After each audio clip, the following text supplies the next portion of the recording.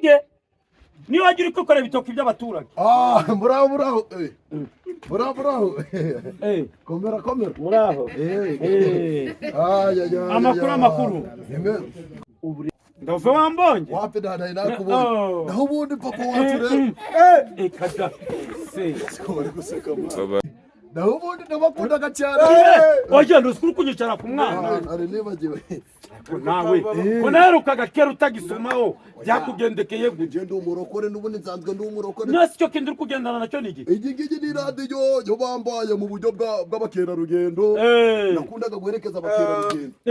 igihe kikaza rero baravuga ati rero reka tumuhereze radio yishimwe none se ko njye ubona ndamaguru yo kugenda ngo nzamuke imisozi mfite abo bakera rugendo tuzahurira gano ganameze nk'imihati nasondera ukugabona Wane byabendera ngo shangwa bagufashe ngibikini oya imfasha uzi ko leta y'u Rwanda yakuyeho gusabiriza nago bamaze kugira umusoro gucya bajya kurambagiza ingumi yo kwa runaka ngo nindangiza nje no gutega ibiganza urukumva ibyo byemewe oya byo nago byaba byemewe none niyo mpamvu aya maguru yanjye ariko nuko amaguru afite ikibazo umutwe ni muzima umutwe ni muzima umutwe ni muzima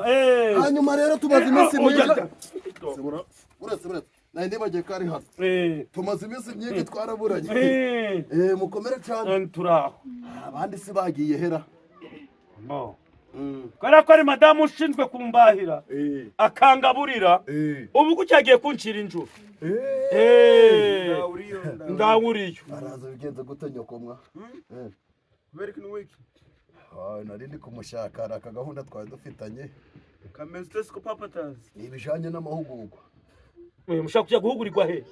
muri nduza muri za Kinyambo iraheba muri za Kinyambo hari ahantu ho baduhuguriraga ngize ngo munyureho tugende burana we nuko utamurebye neza afite nk'iyi radio reka da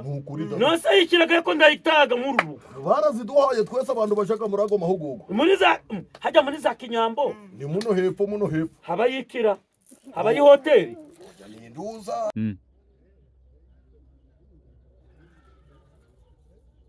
Wanye wanje abura akazi nanjye mbyemere koko